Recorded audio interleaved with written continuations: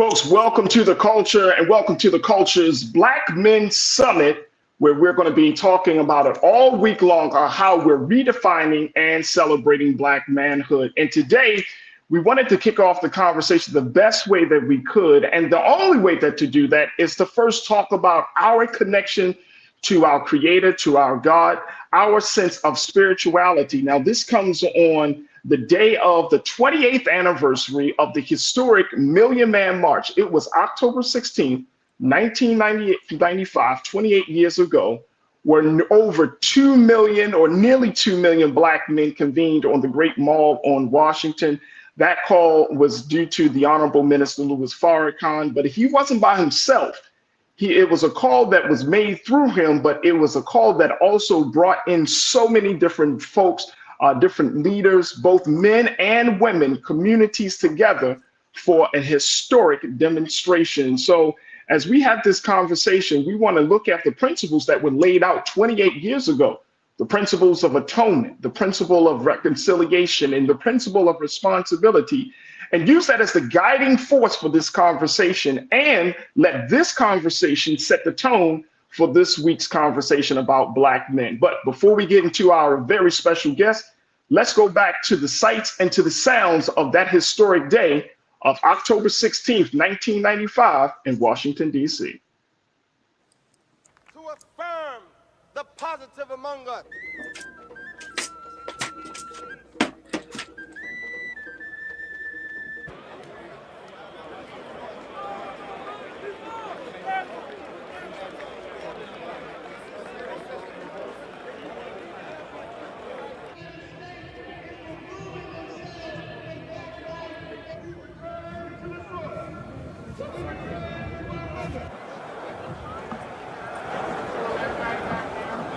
This is the day that the Lord hath made, and we're called to celebrate what God has done, what God is doing, and what God will do. Long live the spirit of the Million Man March.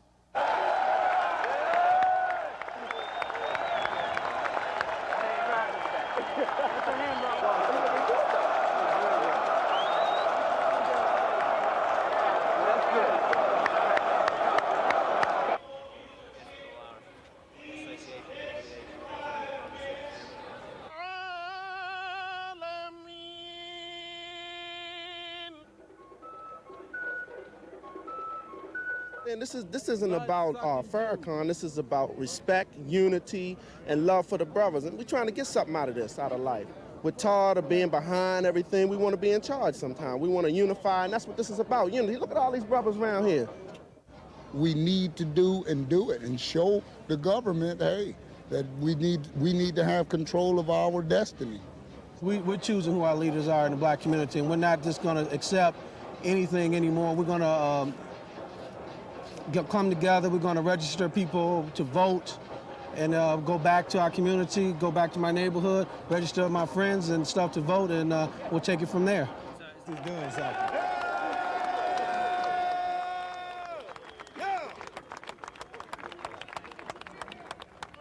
We are the problem solvers, that we love each other, and that nothing will ever turn us around. God bless you.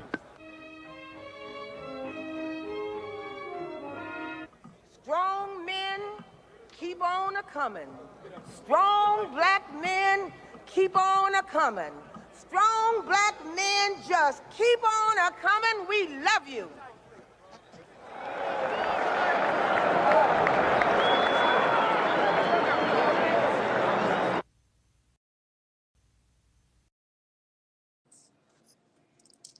That was the historic day that changed America and all of us. So now let us bring in our very special guest for this conversation as we talk about Black men in faith and spirituality.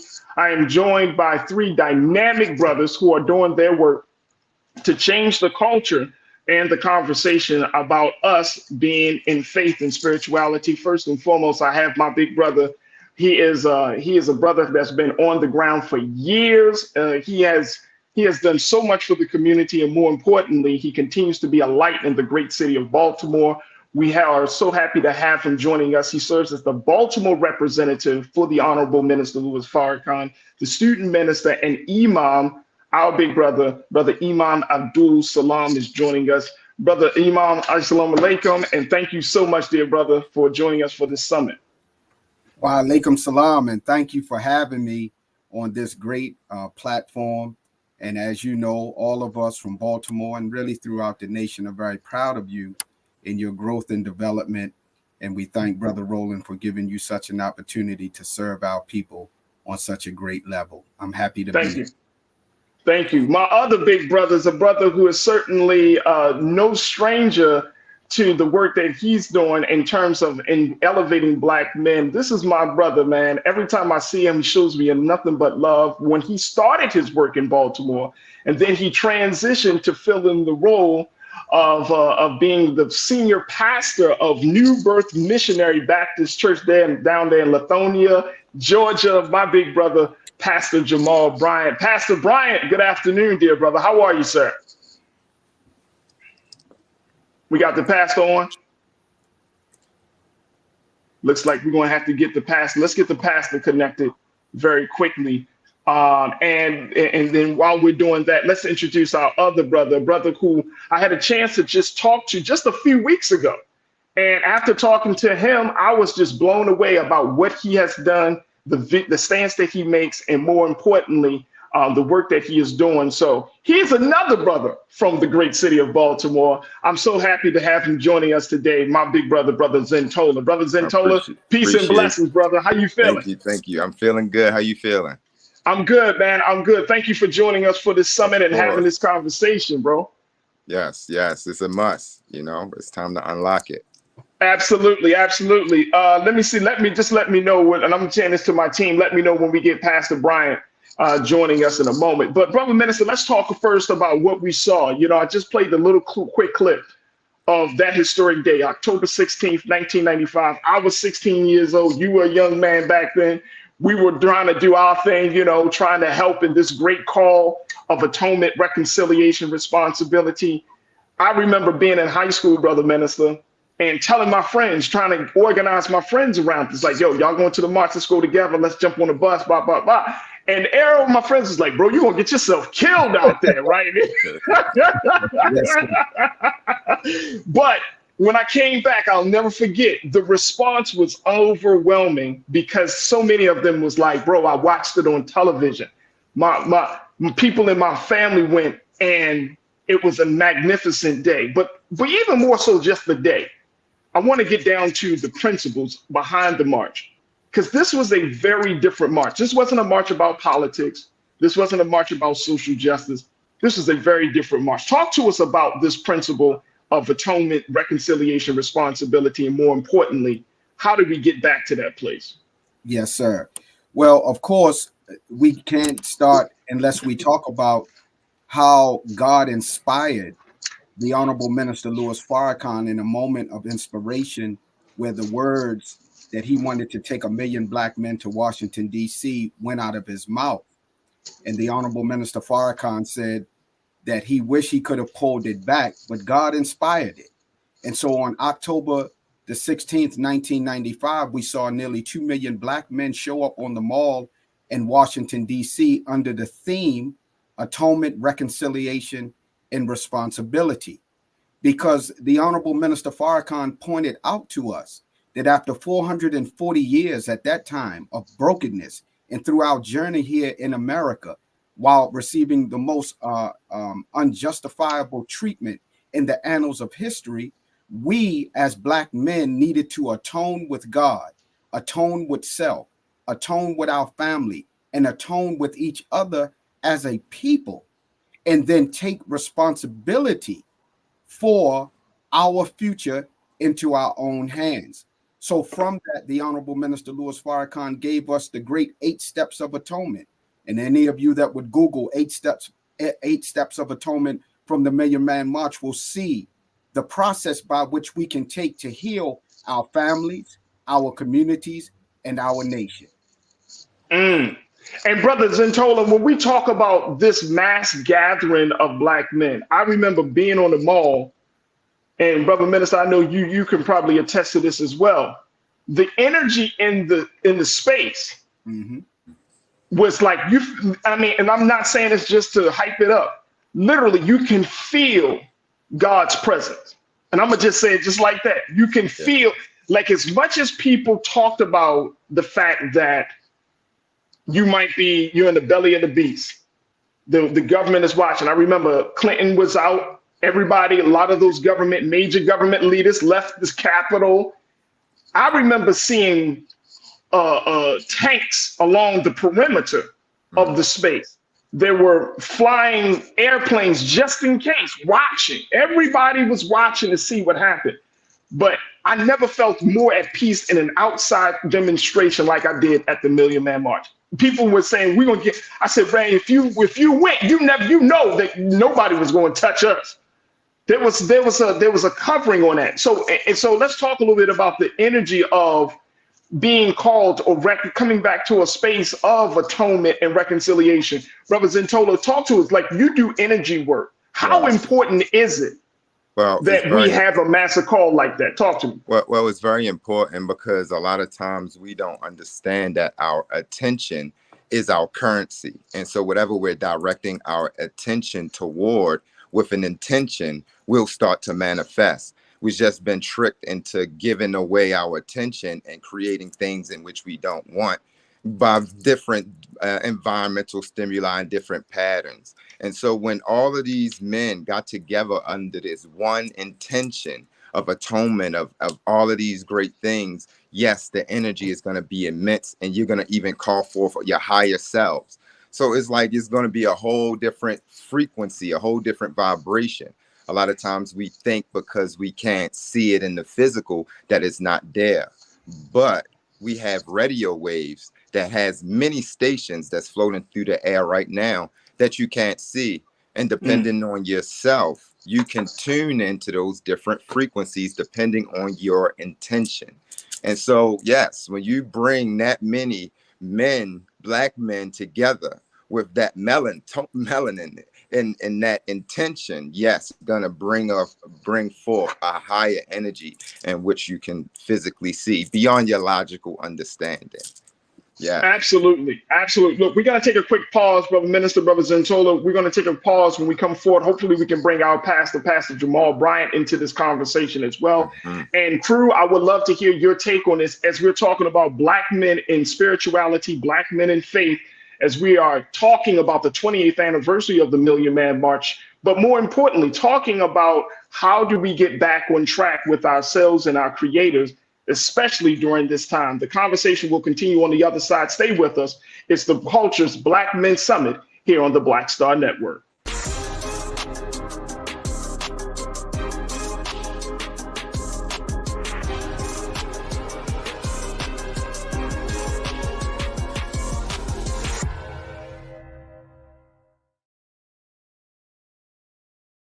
When you talk about blackness and what happens in black culture, we're about covering these things that matter to us, speaking to our issues and concerns. This is a genuine people-powered movement. There's a lot of stuff that we're not getting. You get it, and you spread the word. We wish to plead our own cause. Too long have others spoken for us. We cannot tell our own story if we can't pay for it. This is about covering us. Invest in black-owned media. Your dollars matter. We don't have to keep asking them to cover our stuff. So please support us in what we do, folks. We want to hit 2,000 people, $50 this month, raise $100,000. We're behind 100,000, so we want to hit that. Your money makes this possible. Check some money orders. Go to P.O. Box 57196, Washington, D.C. 20037-0196. The Cash App is $RM Unfiltered. PayPal is R Martin Unfiltered. Venmo is RM Unfiltered. Zelle is Roland@RolandSMartin.com.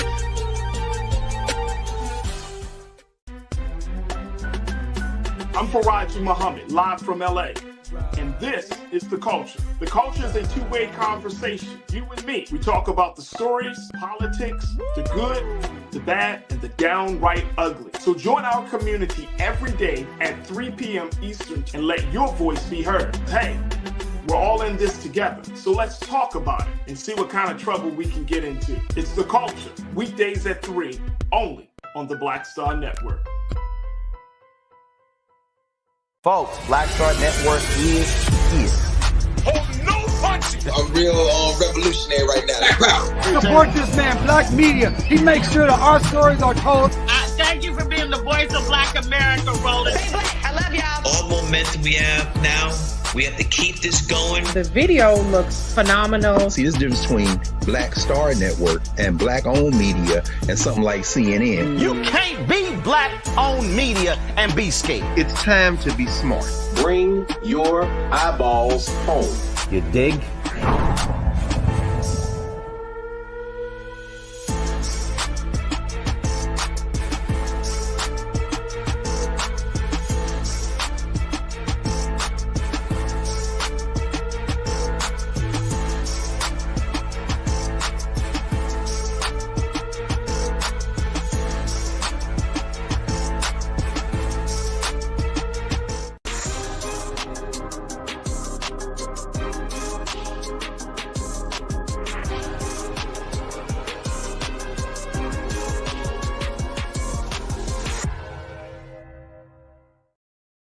All right, folks, welcome to the Culture's Black Men Summit, where we're redefining and celebrating Black manhood. I'm your host, Farajii Muhammad. I've been talking to my brothers as this is the kickoff conversation as we talk about Black men in faith and spirituality.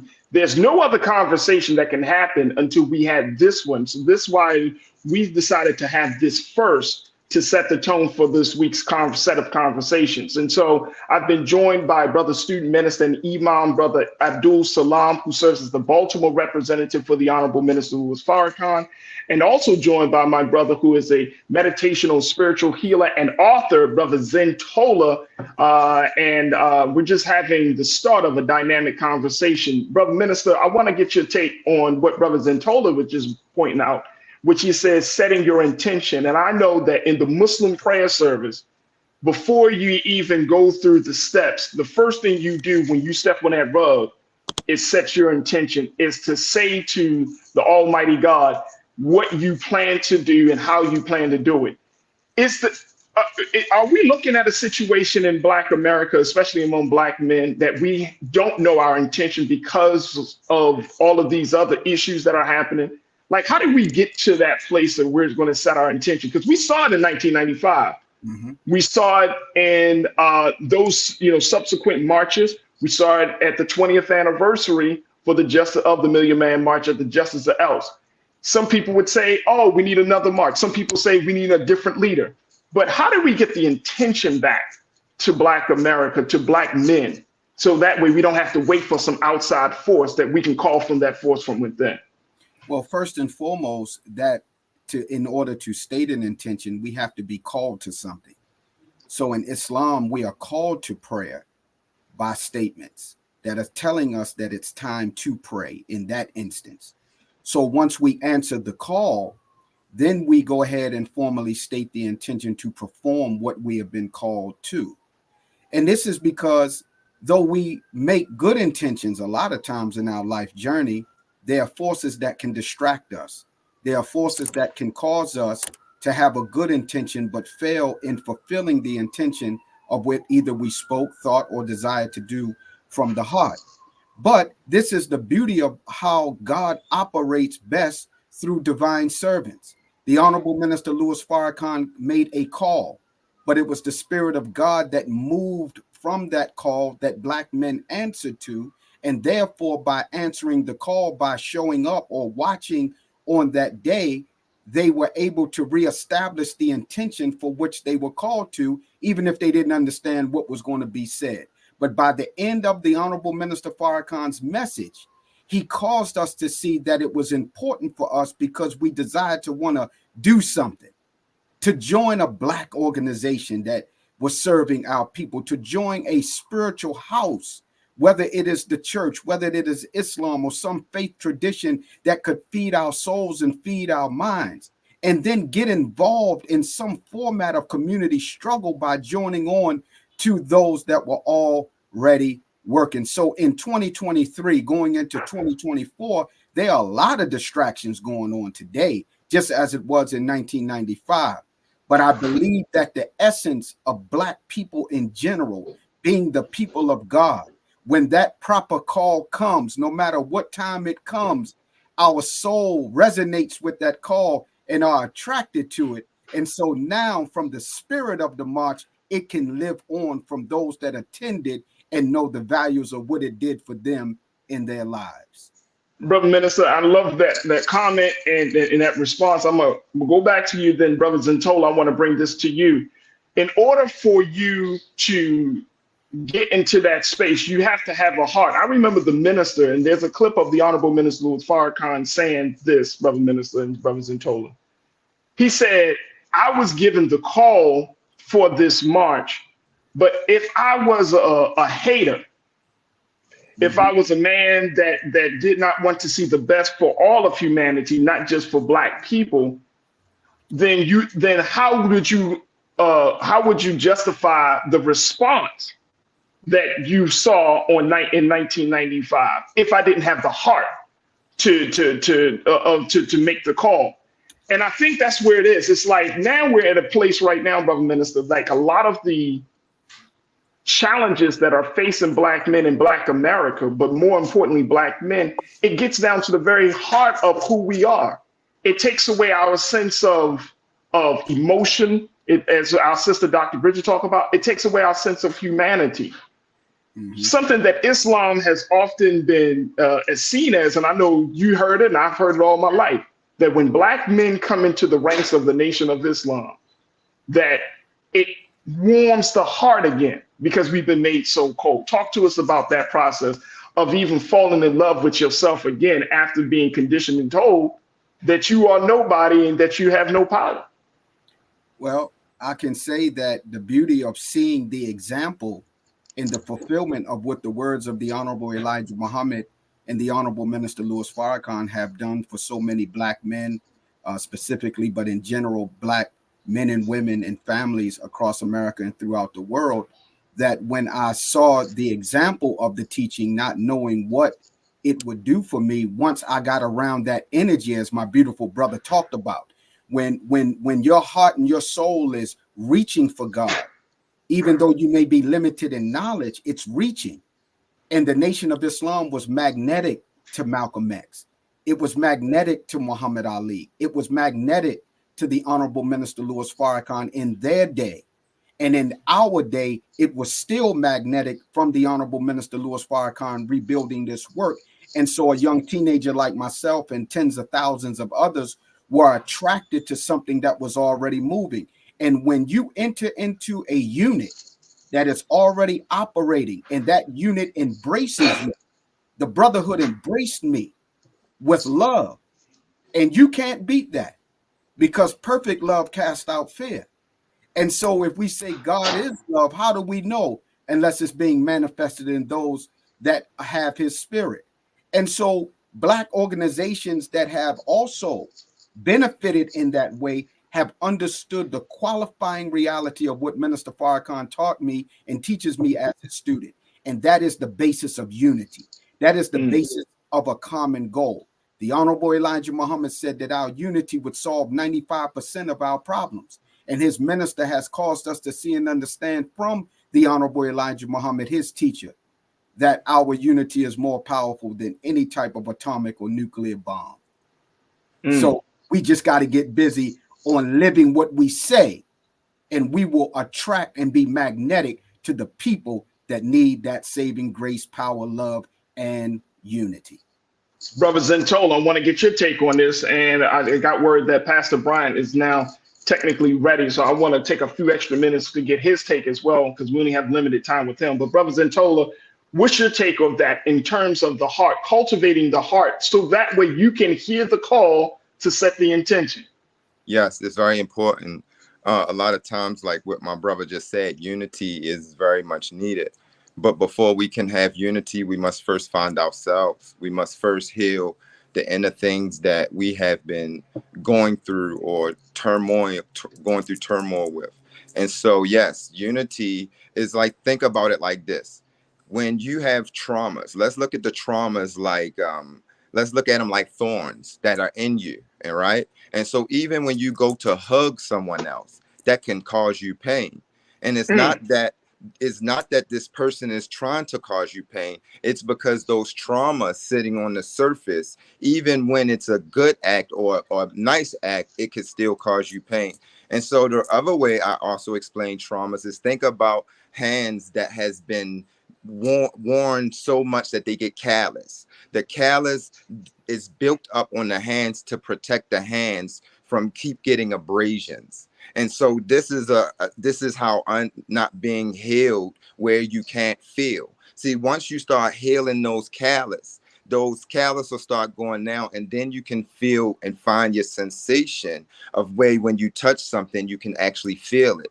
And so once we're at a place where we can pour into ourselves and we know how to tap into higher vibrations from there and understanding who we are and finding ourselves, then we can now extend love to others. It's just like the cup, you can't pour from a cup that's not even full, that you don't even have anything yourself. You can't pour from an empty cup. And so I think that a lot of things are important steps on the way there, but I think we're missing a few that we are tending to look over that's so much important, like finding ourselves, getting to who we are, and clearing the noise, getting to a silent place. And so from there, we can build relationship with self, God from within, and then we can extend outwardly. And I think that's what is pretty much missing, and the power of words. It's so many different things. So when I say this in mind,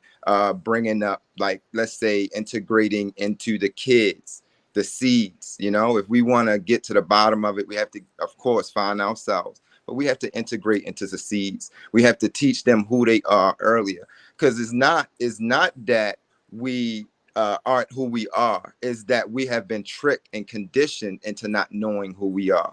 It's just like the lions in the zoo, and there's one man is controlling all of these lions. It's because they don't know that they're lions. They have been conditioned to think that they are kittens. And I think that's the same with us. We have been conditioned into not knowing our power, not knowing how to access our power, and putting everything outside of ourselves. And so now we put in this responsibility on our alignment and our spiritual alignment on everyone else, and we are lacking the relationship with the words, the vibration, and the thoughts that we need to align with that energy. And from there, it'll guide you. That's why I can never tell no one what to do. I only would say, let's get into a quiet space and let's get in an alignment where you will then know what to do.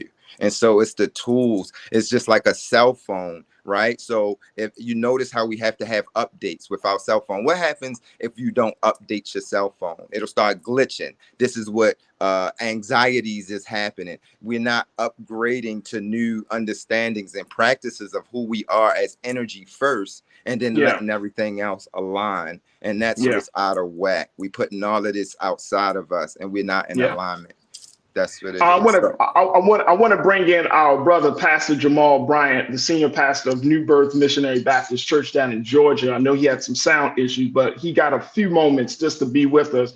Pastor Bryant, as you're hearing about this, as we're talking about Black men kind of coming back into ourselves spiritually and through our faith, what kind of guidance would you offer as a man that's been doing this work for well over 20 years and seeing all of the Black men going through all of the changes that we have gone through in this country? Farajii, let me first say thank you for having me on. And I'm yes, sir. I'm kind of glad the sound went out for a minute for me to get myself together. Let me say this has nothing to do with what you asking me, but this moment is great for me to see you and Brother Carlos together. I've not seen both of you in years, and my heart is doing somersaults. I'm serious.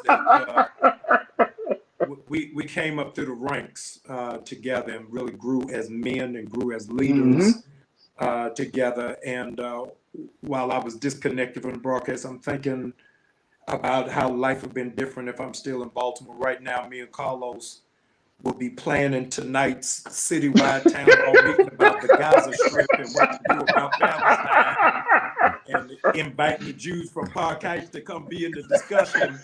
You know what I mean? I miss all of that. I don't hear that level of camaraderie to do that in Atlanta. But we will be broadcasting this live from Empowerment Temple right now if I was in Baltimore. But I just wanted to say, really, I don't even know what the question is, Farajii. Right, it's all good. Seriously, I miss my brothers. I love y'all.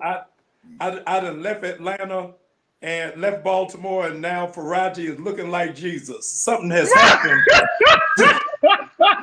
I don't know what has happened. What is your question, Farajii? I'm sorry. Oh man, look, Pastor, very quickly, because I know you got to hop off. You got another appointment, but I'm pushing. I'm begging my producers to give me just the time. But I want to get your take on, cultivating the heart of Black men. Minister Carlos, Brother Abdullah Salam and Brother Zentola both talked about the fact that Black men, we have been hardened over the years. And as a man that's in this faith, that's doing this work to soften the heart of Black men, how do we get to that place, considering it has caused tremendous pain and damage to our community when we're continuing to work from this space of Black men have to be stoic, or Black men can't emote emotions, or Black men aren't spiritual men, that we cannot exhibit God in a very loving and nurturing way. So what's your take on that, Brother Pastor? Yeah, so I'm mindful that we're really coming from different perspectives. Student Minister Carlos and our dear brother dealing with the physiology and the psychology. I want to deal with from a different level, especially in light of what we're dealing with. The significance of a Muslim leader calling Christian pastors into accountability, for me, is what the Million Man March really resonated with. And it really set the tone, not just for the states, but for the diaspora, to show that there was a way that we could coexist, how it is that we can function. Is that a lot of people are dealing with the Muslims and the Jews in Gaza, and they forget the persecution of Palestinian Christians. And I think that how it is that we function, the Honorable Minister Farrakhan gave us the blueprint, is that we find what is our commonality even in our diversity. And so the strength of the beauty of who it is that we are is knowing that we are not a myopic people, but that there are so many different dimensions of who it is that we are, that we embrace the beauty and the splendor of our difference, in knowing that some of us are vegetarian and some of us eating bacon. Some of us are only listening to gospel, and some of us listening to trap music. But in the words of Malcolm X, when the police pull you over, they're not asking you, are you Dr. So-and-so? Are you Reverend so-and-so? They just see you as nigga so-and-so. And so when we find out that the real common denominator is so much stronger than anything that divides us, we understand the significance of this moment. And so while Black people are crying out about what's going on in Israel, as we should, we can't do that, Farajii, and not say nothing about the Congo. We can't raise that up and not say nothing about what's happening in Haiti. If $37 billion is getting ready to go to Israel and nothing is going for the infrastructure for the mother continent, then it is our responsibilities. Nobody is asking Jewish people to remember Israel. They're saying, lest we forget. And so I think that we've got that same responsibility as Black men to hold up what is our Ebenezer and what is our standard and what is significant for us. Roland Martin, the curator of this network, said that we got to be clear, what is the ask? We got to stop being honored just to be there without a demand. Power concedes nothing without a demand. And so I think that our Black men have got to come together and say, what are we clearly asking for? And at this point, we ain't asking for nothing. We're demanding to be treated as human beings, demanding access to capital, demanding that our public schools have exemplary technology, demanding that Morgan State University gets the same funding University of Maryland does. And so I think that that's the stance that men have to do in this post-Million Man March reality. There it is. Pastor Jamal Bryant, the great senior pastor of New Birth Missionary Baptist Church, checking in. Pastor Bryant, we thank you so much for your time this afternoon. Thank you, dear brother, for the work that you're doing. I got to bring you back because I believe you're opening up a medical center for your church. Is that correct? I saw the video of that. Yes. You were walking through the hallways of that. Yes, we open on November 11th. It is a full medical clinic that will be able to screen people, test people, prescribe people, not only for those who are insured, but Farajii for those who are underinsured and for those who are on Medicaid. We break ground in 3 months on 150 mini houses so that we can reintroduce our community to home ownership and change the narrative. It's only Black people that have housewarming parties for apartments. So we got to change the whole narrative of what it is that we do in terms of home ownership and wealth creation. All of the things that the Honorable Elijah Muhammad taught for many years, we are now finally getting the understanding of the depth of his prophetic witness. There it is. Pastor Jamal Bryant will certainly be in support of that. And I'll reconnect with you, Pastor, so that way you could talk more about these initiatives on the other side. But I thank you, and we thank you so much, dear brother, for your time. Tell the producers, me and Carlos got to talk about Israel. We need an hour to just talk about Israel. If you just give us 1 hour, we will shut it down. Hey, look, if you want to talk about Israel and Palestine, let's go. Let's go. We can talk about it. We can set that up. Give me 1 hour. That's all that I need, please. Done. I hold you to it. Thank you. Love y'all. Grace and peace. Love you too. Thank you, Pastor. Brother Minister and Brother Zentola, we got to take a quick pause now. When we come forward, let's continue the conversation. Crew members, I want to get your thoughts about this as we are talking about Black men in faith and spirituality. Post your comments as we are streaming right now on YouTube under Roland Martin's YouTube page. And of course, stay with us. The conversation continues on the other side with the Culture's Black Men Summit here on the Black Star Network.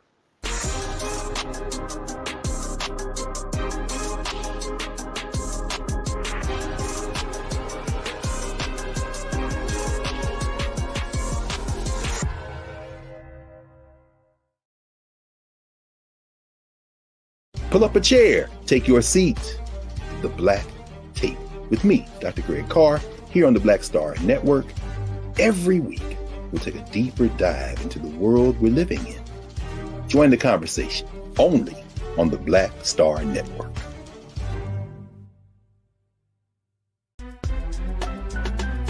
I'm Farajii Muhammad, live from LA. And this is The Culture. The Culture is a two-way conversation. You and me. We talk about the stories, politics, the good, the bad, and the downright ugly. So join our community every day at 3 p.m. Eastern and let your voice be heard. Hey, we're all in this together. So let's talk about it and see what kind of trouble we can get into. It's The Culture. Weekdays at 3, only on the Black Star Network.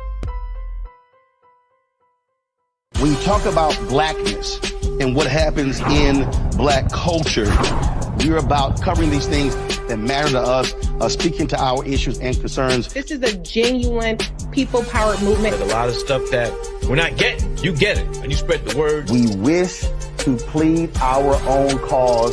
Too long have others spoken for us. We cannot tell our own story if we can't pay for it. This is about covering us. Invest in Black-owned media. Your dollars matter. We don't have to keep asking them to cover our stuff. So please support us in what we do, folks. We want to hit 2,000 people, $50 this month, raise $100,000. We're behind 100,000, so we want to hit that. Y'all money makes this possible. Check some money orders. Go to P.O. Box 57196, Washington, D.C. 20037-0196. The Cash App is $RM Unfiltered. PayPal is R Martin Unfiltered. Venmo is RM Unfiltered. Zelle is Roland at RolandSMartin.com. Folks, Black Star Network is here. I'm real revolutionary right now. Support this man, Black Media. He makes sure that our stories are told.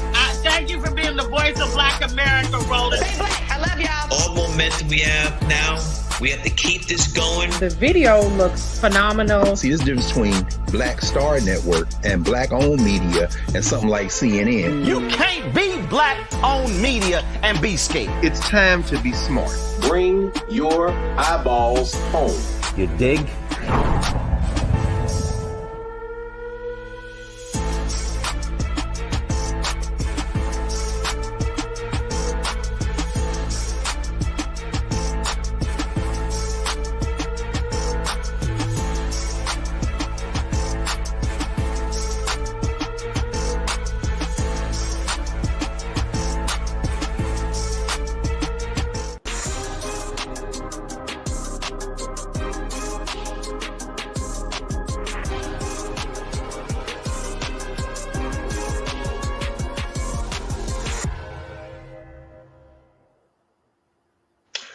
Good afternoon and welcome back to the Culture's Black Men Summit. I'm your host, Farajii Muhammad. We've been having a fantastic first discussion as we're talking about redefining and celebrating Black manhood. We're kicking off today's series with around the conversation about Black men in faith and spirituality. We just heard some remarks from Pastor Jamal Bryant, the senior pastor of New Birth Missionary Baptist Church down in Georgia. We're still left with our dear brothers, our great special guest, the Baltimore representative for the Honorable Minister Louis Farrakhan, student minister, and Imam Abdul Salam. And we're also joined by spiritual and meditational healer and author, Brother Zentola, as well, as we're talking about this. Crew, y'all know what to do. Post your comments, share your thoughts as we're streaming live on YouTube right now under Roland Martin's YouTube page. Folks are checking in. My brother Tony D said, I know that this will be one great show with both Imam Abdul Salam and Reverend Dr. Jamal Bryant discussing the Israel and Hamas war. Brother Minister, looks like we're gonna have to bring you back, sir. You already know. We come back with guidance and instructions and permission from the Honorable Minister Louis Farrakhan. Absolutely. Let me check in with other folks because people are talking about this. My man, you don't like my music. You say culture changes people, not politics. This is why I love this show. And that's why we love you. You don't like my music. We love you. We appreciate you, man, for checking in. And I want to speak to that point because here's another part of this. There is a growing and changing dynamic, Brother Zentola and Brother Minister, that's happening among Black men, and particularly and Black folks in this country. Pew Research, they did this study back in 2021. And one of the things that they found is that first, Black people in America are the most religious group of people demographically than any other people in this country. This is from 2 years ago, folks. We're the most, this speaks volumes about where we are with this. But then the other thing, here's this other part about it. And at least let's go to quote one on this one, where they're talking about in this Pew Research study. It shows that the findings show that Black Americans are more religious than the American public as a whole on a range of measures of religious commitment. For example, they are more likely to say that they believe in God or a higher power and to report that they attend religious services regularly. They also are more likely to say religion is very important in their lives and to be affiliated with a religion and to believe prayers to ancestors have protective power and that evil spirits can cause problems in a person's life. Now, here's that part. This is from Pew Research. But then on the other side, Brother Minister and Brother Zentola, take a look at this. Let's go to quote number 2, that a Pew Research study confirms Black Americans, who are demographically the most religious in the country, are turning away from organized religion in large numbers. In 1 decade, 11% fewer Black people considered themselves Christians and 7% more claim to be unaffiliated with any religion, or in some people's category, they would say they are more spiritual. Brother Zentola, talk to us. What is happening here right now? And then, Brother Minister, I'd love to get your take on this. What is happening where now you have more people say, I'm spiritual, not religious, making this distinction? And how does this play on how a Black man sees himself in relationship to his relationship with God and with the Creator? Yes. So I believe that what's happening is religion, it has you like in a certain group, where spirituality, it kind of gives you the room to understand who you are and the connection with your creator without some place or someone outside of you dictating you. What I believe, religion is like, think of religion like turning on the water. You can get water from the spigot and it's controlled, right? Spirituality is like tapping into a spring. You can't turn a spring off.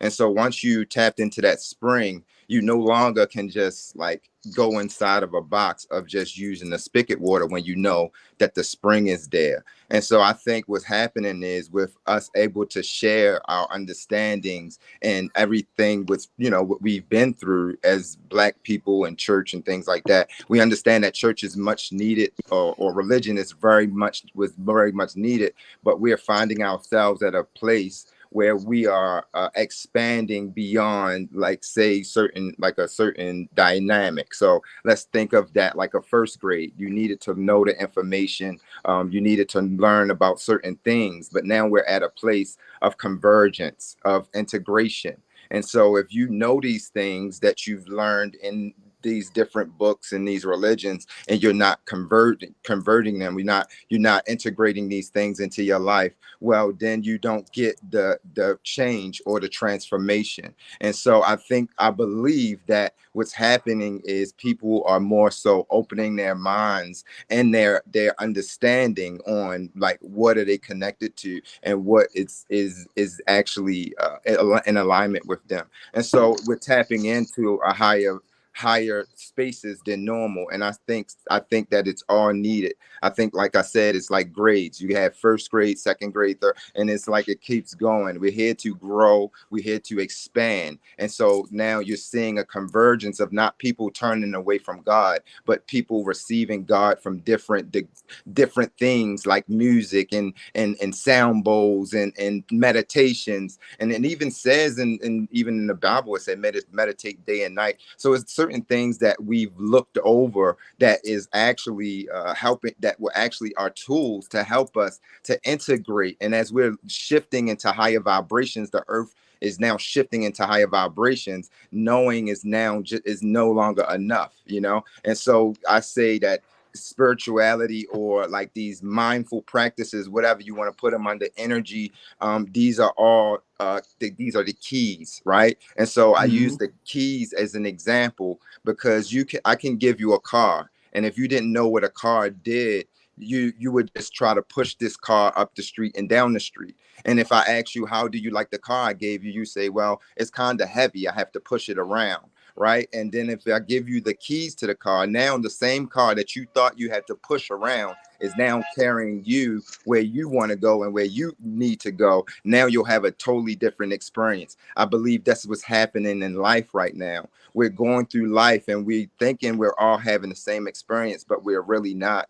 Depending on if you have the keys or if you don't, your experience is going to be totally different. And so that's what we are realizing. We are tapping into ourselves and understanding the keys in which we can now manifest and attract things, opposed to being so physical about it. As a matter of fact, if you see something in the physical, this is the last stage to it manifesting. It started in the non-physical. Everything starts with energy, and we have the power to summon this energy into manifestations through our thoughts, words, and movements. And so if we are doing old thoughts, old words, and old movements, and we're seeing the same reality, this is why we haven't broken the pattern. And so I'm here to help people understand that we can break that pattern through mindful exercises and different spiritual practices that will bring us much closer. And then from there, you'll know what to do.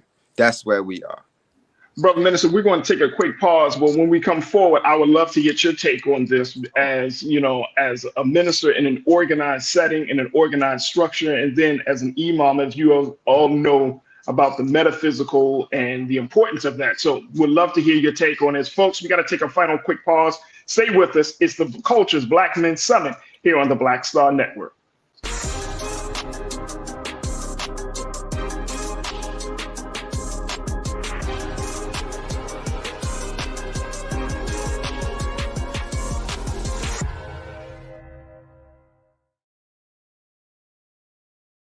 Folks, Black Star Network is here. Hold no punches. I'm real revolutionary right now. Support this man, Black Media. He makes sure that our stories are told. Thank you for being the voice of Black America, Roland. Stay black. I love y'all. All momentum we have now, we have to keep this going. The video looks phenomenal. See, there's a difference between Black Star Network and Black-owned media and something like CNN. You can't be Black-owned media and be scared. It's time to be smart. Bring your eyeballs home. You dig?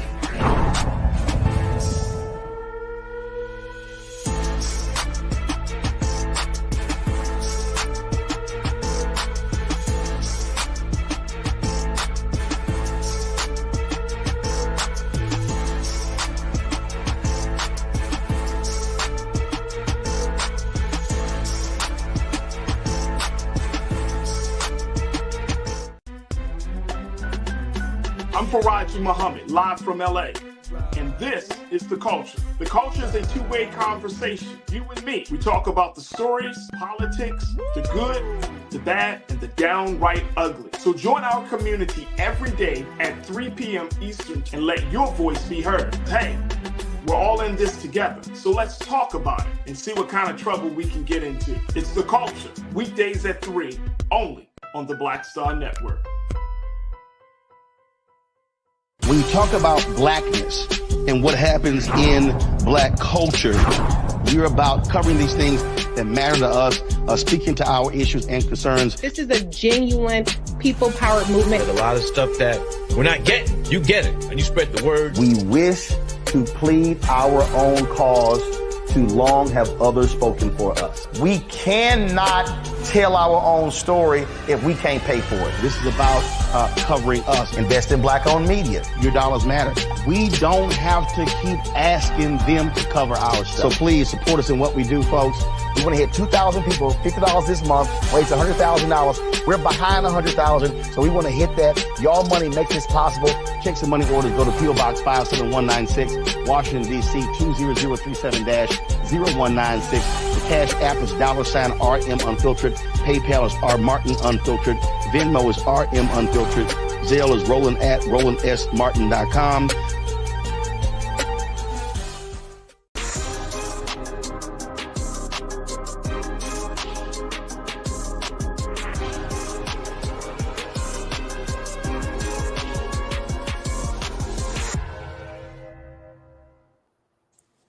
Folks, welcome back to the Culture's Black Men Summit, redefining and celebrating Black manhood. Been talking to spiritual leaders, Brother Student Minister and Imam Abdul Salam, who serves as the Baltimore representative for the Honorable Minister Louis Farrakhan, and our Brother Zentola, who is a spiritual and meditational healer.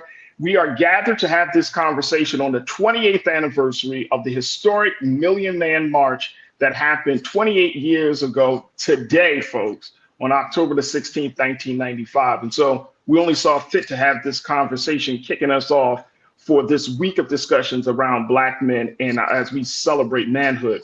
Brother Minister, I want to get your take on this piece from Pew Research and just this growing culture where we're finding a lot of our people. I hear it from a lot of sisters when you ask the sisters, like, what church you go to, or where's your faith home? Oh, I'm more spiritual. I don't. And these are not, quote unquote, like sisters that are not professional. You're talking about very high professional women who are Black women who are stepping away from the church, which has been the backbone, we know, of our community. And Black women in faith has been the backbone of our community. But what are we seeing here, Brother Minister? And how do we make sure that Black men, as we're talking about these changes and transitions, as Brother Zentola talked about, how do we make sure that Black men don't get kind of lost in the shuffle and then our spirituality is not being fed and cultivated? Well, I would first start by saying that there are a whole lot of polls taken about a whole lot of things, and especially about Black people and their experience in America. It's funny that people take polls and then we take the poll as the overall blanketing of as if it's true. But I would say this, that, Almighty God, as I'm taught from my teacher, the Honorable Minister Louis Farrakhan, did not come to establish a building. You know, we're interested in buildings, mosques, church, synagogues, cloisters, temples. But if we ask the question, you know, there are mega churches. There are mosques on the planet that hold millions. In Mecca, hold 1 million people. In Medina, 750,000 people at one time for prayer. We have large edifices that hold tens of thousands of people. But the question becomes, can any of these buildings hold all the people? So it goes to show you what the scriptures teach us, that we are the true house of God. We are the real temples of God. And that's why the poll suggests that we are the most religious. I'm going to use spiritual because our spirituality comes from God himself. So teaches the Honorable Elijah Muhammad and his minister Farrakhan. In fact, the reason why Black people seem to be so religious, it is because it is the nature in which we are created. We are created by the Creator to submit to do his will. However, in a society like this, there's a whole lot of distraction. So in Islam, we are taught the Prophet Muhammad, peace and prayers be upon him, said that the entire earth is our prayer carpet. The entire earth is our masjid or mosque. So it is in any religion, faith, tradition that follows the prophets of God. You don't need to be inside the actual house or place where you may worship or don't worship. As long as you know that there's a sanctified place that gives you the peace to talk to God. That could just be riding down the street in your car and getting to a traffic light and just saying, oh God, I love you. Please help me get through the rest of the day. That's how serious it is with Black people. But I close with this. It's interesting that the Honorable Minister Louis Farrakhan spoke to us on Saturday as he addressed the Nubian Leadership Circle. And he petitioned us to go back to the program that appears on the back page of the Final Call newspaper, every edition, and prior to that, the Muhammad Speaks newspaper. It is called the Muslim Program. Listen to what the Honorable Elijah Muhammad says about mental and spiritual resurrection that my brother was just attesting to. He says, we believe that the so-called Negroes or Black people are most in need of mental resurrection. Therefore, they will be resurrected first. Furthermore, we believe we are the people of God's choice. And it has been written that God would choose the rejected and the despised. We can find no other persons fitting this description in these days more than the so-called Negroes or Black people in America. We believe in the resurrection of the righteous. So this is showing us that the nature of us is God. We come from God. And no matter what has been done to us, you brought us through chattel slavery, you hung us, you lynched us, you unjustly imprisoned us in mass. But yet God is still in the jail cell. God is wherever we are, even on the street corner in the worst of our condition. When we, the followers of the Honorable Elijah Muhammad, through his minister, walk the most dangerous parts of our neighborhoods, guess what happens? The junkie looks up and sees the clean face of the FOI and says, Assalamu alaikum, my brother. Pardon me, excuse me. The brother that's drinking want to put his bottle down. The brother smoking his reefer or his joint want to hide it. What is that saying? He sees himself in the proper state. And we look at them with no judgment, because up underneath those conditions is absolutely the true essence and material manifestation of God. You don't have to be inside of a brick and mortar building to manifest God. You can do it right in the quietness of your own self. All you have to do is call his name. And he laughs and smiles and says, look at my servant calling my name. And he gives us relief in that. So no spiritual house that we build could ever hold all of God's people, because the real house of God is wherever God's people are. On that note, Brother Minister and Brother Zentola, we're going to say thank you. We're going to say thank you. And I truly, truly appreciate that. And I think that that resonates with all of us that are tuned in today. I cannot thank both of you brothers enough for taking times out your schedules. And we thank Brother Pastor Jamal Bryant for joining us for a few moments. But brother minister and brother Imam, thank you so much, sir, for your wisdom and your expertise. Brother Zentola, thank you so much. Brother Zentola, folks, y'all can follow Brother Zentola on social media, Zentola, Zentola. You can follow Zentola, excuse me. Thank you, brother, on social media. And we thank him. And he has a fantastic book out that he serves as the author of. And it's a journal, and it talks about mindfulness and talks about energy work. And it's Zenergy. I love this book. There it is right there. Zenergy Me Journal, the Manifest Energy Journal. So make sure y'all check that out. And of course, our brother Imam, we will have to bring him back to talk about other issues. But I just want to say thank you to both of you for joining us today here on The Culture for this first day of this Black Men Summit. And I thank you both for being so excellent, so great for the culture. So thank you so much, brothers. We truly appreciate it. And I got to connect with my brother. He's right here in the city. We got to do the work together. And I felt his beautiful energy right through the screen. Yeah, there it is right there. Too, I appreciate Absolutely. You. Yes. Absolutely. Black men from Baltimore doing it big today. That's what I'm talking about. Thank you so much, brothers. We truly appreciate it. We want to thank our coverage partner, AfroLAnews.org. Go to AfroLAnews.org, folks, to get all the latest news about Black life in Los Angeles. This is a nonprofit organization that's putting out very, very thoughtful content about news and information that is happening in LA from a Black Los Angeles resident's perspective. So go to AfroLAnews.org. I want to also thank my partner, the Sister Olivia Alamangro, for making this broadcast and making the summit happen, along with my production team. I want to thank Joel and Shannon. I want to thank Maddie and Chris. I want to thank my sister Lisa and my man King Keenan for all of the work. And of course, the Culture Crew. Thank y'all so much for tuning in for the first day of this week of special conversations that we will be having about Black men and redefining and celebrating Black manhood. Tomorrow, we're going to talk about Black men in politics.